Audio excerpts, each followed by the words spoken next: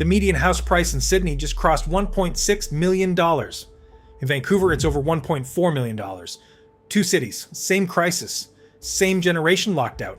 But here's what nobody's talking about. While Australia is doing absolutely nothing about it, Canada is quietly paying people to leave its expensive cities and move somewhere better. Not metaphorically, not with a tax break buried in fine print 30 pages deep. I mean towns that sold land for $10, provinces writing checks for $24,000, a federal government running programs that can be worth $50,000 or more in total benefits, and they're barely advertising any of it. So the question is, why doesn't your government want you to know this exists? Number 10, Sault Ste. Marie, Ontario. Let's start at number 10, and I want you to picture something. You're standing on a waterfront. The water stretches so wide you can't see the other side. You're in Canada, but the bridge directly behind you goes to the United States. You are literally at the intersection of two countries, two economies, and two border crossings. That's Sault Ste. Marie, Ontario. Population around 70,000. And as of 2025, it's one of the towns quietly handing out pathways to Canadian permanent residency to the right workers. Sault Ste. Marie locals call it the Soo, sits right on the St. Mary's River, which connects Lake Superior to Lake Huron. It's one of the oldest cities in North America. French traders were coming through here in the 1600s. There's a canal system built in the 1800s that's a National Historic Site, and today, the city is on the federal government's official list of rural community immigration pilot communities, which means designated employers here can sponsor skilled workers for permanent residence without the usual bureaucratic nightmare. The program in Sault Ste. Marie specifically targets healthcare and education workers. That's the gap they can't fill locally. Nurses, allied health professionals, teachers, if that's your background. This city is looking for you in a way that most Australian employers have never looked for anyone. They're not posting a job ad and hoping. They're working with the federal government to make your immigration pathway as clean and direct as possible. And here's what nobody tells you about the Soo. The cost of living is extraordinary, by any standard you'd recognize from Sydney or Melbourne.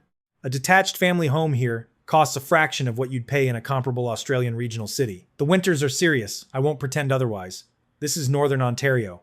But the summers are genuinely stunning, with warm lake temperatures and an outdoor lifestyle that surprises everyone who visits. The other thing worth knowing is that you're two countries at once here. The bridge to Michigan is right there. If you've got a profession that works on both sides of the border, Sault Ste. Marie gives you options that no Australian city can match. It's not a small town, it's not a village, it's a real city, with government backing to bring in the workers it needs. And that's just number 10. Number 9, Timmins, Ontario. Number 9 is a city that should not exist, and yet it does. And it's thriving on stubbornness and gold. Timmins, Ontario. Deep in the Canadian Shield, about 300 kilometers north of Sudbury. This city was born in a gold rush in 1909 when two brothers named Noah and Henry Timmins bankrolled a mining claim that turned out to be one of the richest gold deposits in Canadian history. The area has produced more than 67 million ounces of gold over the past century. Not a typo. 67 million ounces. Today, the mines are still running. The city is still here. And as of 2025, Timmins has been selected as one of 18 communities across Canada to participate in both the Rural Community Immigration Pilot and the Francophone Community Immigration Pilot simultaneously. That double designation matters, because it means more pathways, more employers, and more flexibility for skilled workers who qualify. What makes Timmins unusual within this program is its scale. The local pilot isn't just for Timmins itself, it's administered across 6 surrounding municipalities: Hearst, Kapuskasing, Cochrane, Kirkland Lake, Temiskaming Shores. We're talking about a regional network, actively recruiting skilled workers across a huge stretch of Northern Ontario.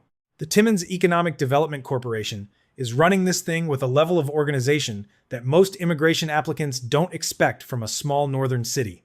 And here's what nobody tells you about Timmins: the intake periods fill up fast. In late 2025, the November intake period was canceled outright because of a surge in applications.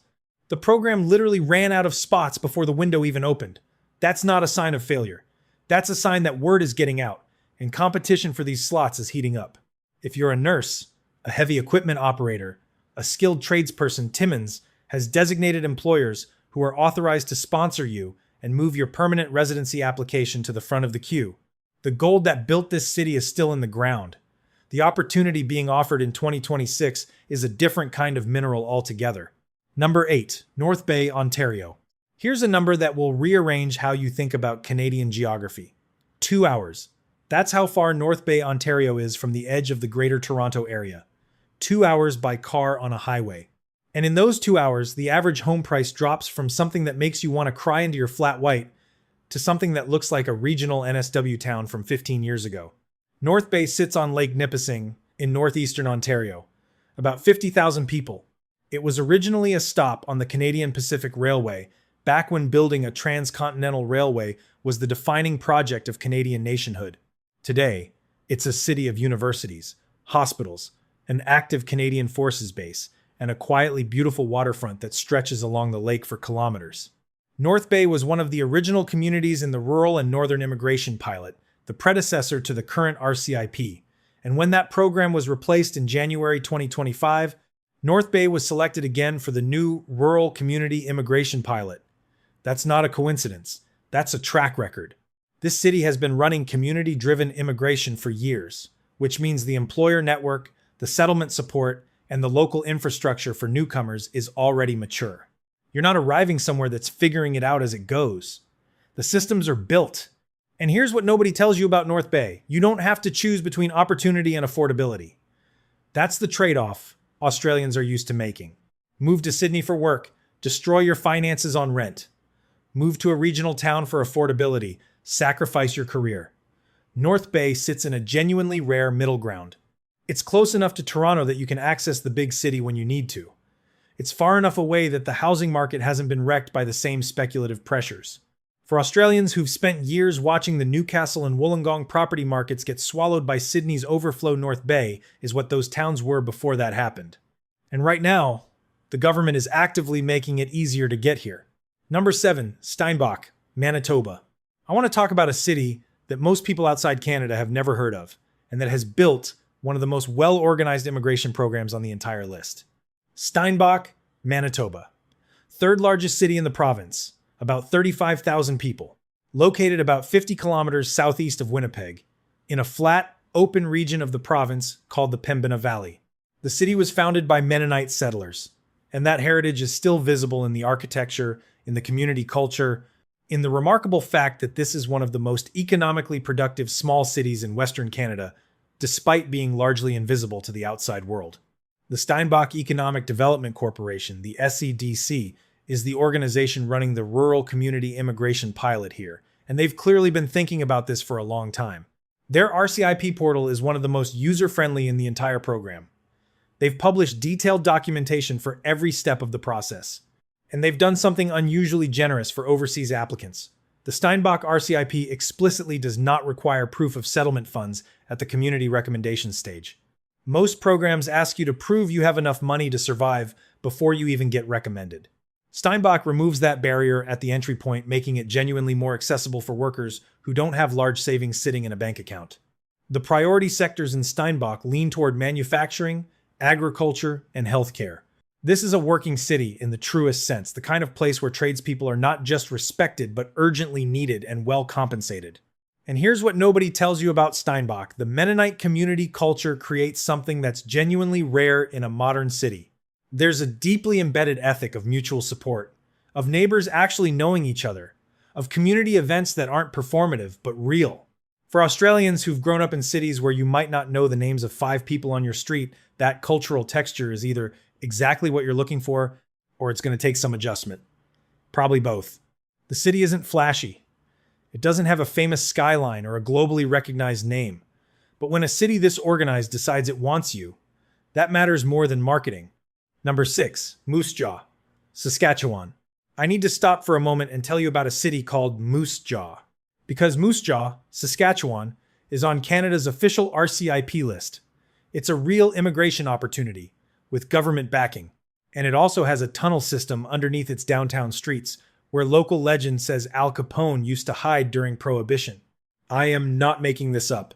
Moose Jaw sits about 75 kilometers west of Regina, in the middle of Saskatchewan's flat, enormous prairie, about 37,000 people.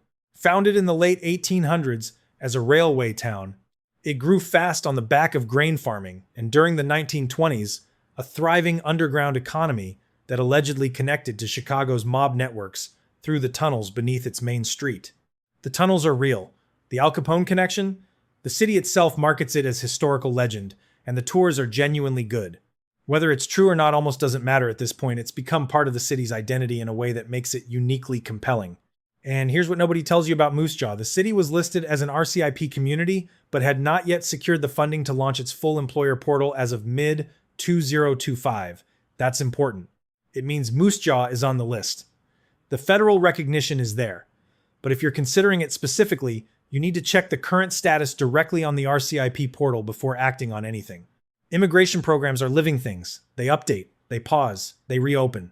What I can tell you is that the Saskatchewan Graduate Retention Program, which we'll come back to in a big way, applies across the province. If you end up in Moose Jaw as a graduate, you're eligible for the same rebates as everyone else in Saskatchewan. That's a stacking of benefits that other cities on this list can't offer. A city with gangster tunnels, prairie sunsets, and a federal immigration designation. If that's not a YouTube video waiting to happen, I don't know what is. Number 5, West Kootenay, BC. I want you to think about the most beautiful place you've ever seen. Mountain peaks, old growth forest, rivers so clear they look fake. Towns built by miners and loggers that somehow became artist colonies and ski destinations. Now imagine you can get Canadian permanent residency by moving there. That's the West Kootenay region of British Columbia. The RCIP for West Kootenay covers 4 towns: Trail, Castlegar, Rossland, and Nelson. Each one is different. Rossland is a ski town perched at over 1,000 meters elevation, once one of the richest gold mining towns in British Columbia. Nelson is a city of preserved Victorian architecture on the west arm of Kootenay Lake. It's been used as a film location so many times that locals barely notice the cameras anymore. Trail is an industrial town built around a zinc and lead smelter that's been running for over a century. Castlegar is where the Kootenay River meets the Columbia, surrounded by mountains on every side. This is not a compromised destination. People actively plan holidays to the Kootenays. They save up to go hiking in Kokanee Glacier Provincial Park, to ski at Red Mountain, to kayak the lake. And as of 2025, the Canadian federal government is offering a pathway to permanent residency for skilled workers who want to actually live there. The West Kootenay program was in its final planning phase as of mid-2025, which means by the time you're watching this in 2026, it should be fully operational, but always verify the current status on Canada's official RCIP page before you make any decisions. And here's what nobody tells you about the Kootenays. There's a specific kind of person who moves here and never leaves. Artists, outdoor athletes, people who decided at some point that a smaller paycheck in a place like this beats a bigger paycheck in a place that slowly breaks your soul. The cost of living is dramatically lower than Vancouver, which is saying something, because Vancouver has been in a housing crisis for decades. The lifestyle on offer in these 4 towns is something that Melbourne or Sydney cannot manufacture no matter how much money it spends. The mountains don't care about your property portfolio, but they will absolutely reward you for showing up. Number 4, Thunder Bay, Ontario. There's a city on the northern shore of Lake Superior that is so far removed from Canada's main population centers that most Canadians have never visited it. And yet it sits on one of the largest bodies of fresh water on Earth, surrounded by some of the most dramatic boreal landscape in the country. That city is Thunder Bay, Ontario. Thunder Bay is real. It's a city of about 110,000 people. It's been a grain shipping hub since the 1800s because Lake Superior connects to the St. Lawrence Seaway, which connects to the Atlantic Ocean, which connects to the world. The grain elevators along the waterfront are enormous, some of the largest in Canada, and they're still in use. This is not a city playing at being industrially important. It actually is. And as of January 2025, Thunder Bay is one of the communities selected for the Rural Community Immigration Pilot. The city's Community Economic Development Commission has been explicit about why. Their CEO said publicly that RCIP is essential to our 5-year population growth strategy. That's not bureaucratic language hidden in a report. That's a city official saying, on the record, that they need people to come, and they've built a government program specifically to make it happen. The sectors they're targeting: healthcare, education, Manufacturing. The lake matters here. Australians often think of Canada as a place of mountains and ice, but Thunder Bay's summers are warm. The lakeside trails, the beaches, the kayaking Lake Superior is bigger than some countries. It does not feel like a lake. It feels like standing at the edge of an ocean. And here's what nobody tells you about Thunder Bay. It's been going through a genuine cultural renaissance over the past decade. Indigenous-led tourism, a thriving art scene, a food culture built around the local boreal environment. The city is not what it was 20 years ago, and the people who've discovered it in the past 5 years will tell you they feel like they arrived just before everyone else figured it out. The government is actively trying to accelerate that arrival. Your window to be early is now. Number 3, Pictou County, Nova Scotia. Here's a statistic that should stop you cold. In Pictou County, Nova Scotia, more than 1 in 4 residents is over the age of 65. 1 in 4, and only 14% are children. That demographic gap is not a footnote in a government report. It is an existential crisis for a small region that cannot replace its workforce through natural population growth alone. Pictou County sits on the northern shore of Nova Scotia, facing the Northumberland Strait. The landscape is genuinely beautiful, rolling hills, a deep water harbor, towns built from stone by Scottish settlers who arrived here in the 1700s. The first ship from Scotland, the Hector, landed at Pictou in 1773. The town's slogan is literally the birthplace of New Scotland. Walk through the older parts of Pictou town, and the architecture doesn't feel like generic North American construction. It feels like it belongs on the west coast of Scotland, which is the point. The county is one of the 14 communities selected for the Rural Community Immigration Pilot in January 2025. And the way the local immigration program describes the experience of moving here is worth noting. They use the phrase community hug, which sounds either deeply wholesome or slightly alarming depending on your personality. But what they mean is that the support infrastructure for newcomers is genuinely embedded in the community rather than delivered at arm's length by a government office. The main shortage is healthcare. Nurses, medical technicians, allied health professionals. If you have a healthcare background and you're willing to commit to living in Pictou County, not as a stepping stone to Halifax or Toronto, but as a place you're actually going to build a life, the pathway to Canadian permanent residency through this program is about as direct as it gets. And here's what nobody tells you about Pictou County. It's one of those places where the affordability numbers feel genuinely absurd to anyone from Sydney. A house with a harbor view, in a historic stone town, with seafood that is pulled from the water practically outside your front door. The cost of that house in Pictou is less than what a parking space costs in the Sydney CBD. The county needs you, the housing is waiting, and the harbor is extraordinarily good at sunsets. Number 2, St. Louis de Blandford. I'm combining 2 entries here because they tell the same story from the opposite sides of the country. And together they make a point that no single example can make on its own. First, Reston, Manitoba. Small farming town in the southwestern corner of the province, right near the Saskatchewan border. Population hovering around 600 people. A few years back, the rural municipality of Pipestone, which administers Reston, decided to do something radical. They would sell serviced residential lots with water, sewer connections, the infrastructure already in. They would sell them for $10 each, not $10,000, not a typo. $10, the price of a beer at an airport bar. 24 lots were made available. 19 of them were claimed. The program worked so well that the municipality expanded it to 2 neighboring towns, Pipestone and Sinclair. The mayor was unapologetic about the logic. A larger population means more property tax revenue, lower per capita service costs, and hopefully more commercial development.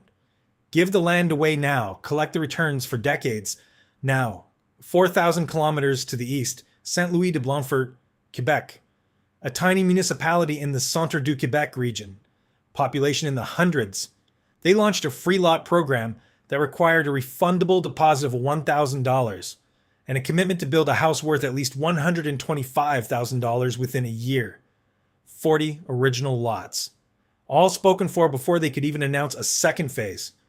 One resident, who moved back to the region after 10 years away, received a free 5,500 square foot lot. The lot was so large that he excavated a lake on his own property, his own lake. He built his house. He built a lake. The mayor described the program as An unexpected success. Which is the sort of understatement that only a Quebec politician could deliver with a straight face. And here's what nobody tells you about these programs. Out there, both of them are older. The Reston and St. Louis de Blanford programs emerged around 2015. Whether they're currently accepting new applicants is something you'd need to verify directly. But what they prove definitively is that Canadian towns are willing to go further than any Australian government has ever been willing to go. Not rebates, not grants, not a tax offset buried in a policy document. Actual land given away, because staying empty is worse than giving it away. Saskatchewan has towns that have experimented with dollar a lot policies. Newfoundland's Kings Point publicly discussed land giveaways. This is not one isolated program. It is a pattern, and it's accelerating. Number 1, Saskatchewan's Graduate Retention Program. And this is it. Number 1. And it's not a small town with a quirky history. It's an entire province. And it's running the most generous program of its kind in Canadian history. Saskatchewan. The Prairie Heartland. The flat, impossibly wide province where the horizon sits so far away, it bends with the curvature of the earth. About 1.2 million people spread across nearly 652,000 square kilometers. It is not small. It is not obscure. And since 2008, it has been quietly paying people's university degrees back to them in exchange for moving there and staying. The Saskatchewan Graduate Retention Program, the GRP, is a tuition rebate for graduates who live in Saskatchewan and file provincial income taxes. Not a loan, not a deferred payment, a tax credit. Real money, applied directly against what you owe the government. When the program launched, the maximum was $20,000. As of January 2025, that maximum has been increased to $24,000, paid out over 7 years. Which means for 7 consecutive years after you graduate, the Saskatchewan government is reducing your tax bill as a thank you for being there. Let's put that in perspective. Since 2008, this program has paid out over $801 million in tuition tax credits to more than 85,000 graduates. That is not a pilot program. That is a fully operational machine that has been running for 17 years and is only getting more generous. Now here's the part that matters for anyone watching this in Australia. The GRP applies to graduates who moved to Saskatchewan, not just graduates who studied there. If you have a recognized post-secondary qualification and you move to Saskatchewan, you may be eligible to claim whatever remaining years of the credit apply to your situation. A nurse, an engineer, an accountant, a trades professional with journeyperson certification. These are people the province actively wants, and the GRP is the financial handshake that says so. And here's what nobody tells you about the GRP stack-it. Because the Graduate Retention Program doesn't exist in a vacuum. If you move to a community like Moose Jaw that's on the RCIP list, you may also be accessing a permanent residency pathway. If you're a healthcare worker, you may have employment supports through provincial recruitment programs as well. The province of Saskatchewan isn't offering one incentive. It's offering a layered system where the total value tuition rebate, plus immigration pathway, plus housing affordability, plus 30 to 40% lower cost of living, adds up to a number that changes the calculus of where to build your life.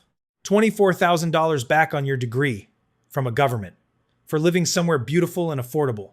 The cities don't want you to do the maths. Saskatchewan absolutely does. So let's pull back for a second.